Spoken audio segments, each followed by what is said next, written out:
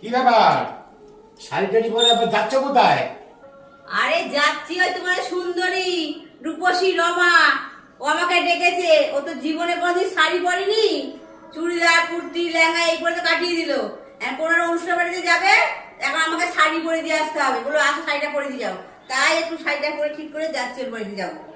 হ্যাঁ হ্যাঁ, ও ওইসবই তো পড়তে ভালোবাসে। আচ্ছা ঠিক আছে, বলছি আমি যাবো। কি হলো, আমি যাবো?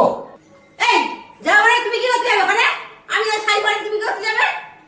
আমি বলছি যে আমি অফিস যাবো। হ্যাঁ তাই বলো, অফিসে যাচ্ছি। অফিস মতো যাও অফিসে, অন্য কোথাও যেও না। না না, আমি অফিসে যাচ্ছি।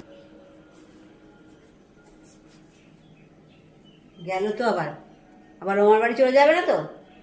বিশ্বাস নেই ওরে দিয়ে। দেখো রমার বাড়ি আমার যাওয়ার আগে চলে গেল। বাবা আমি তাদের করে যাই।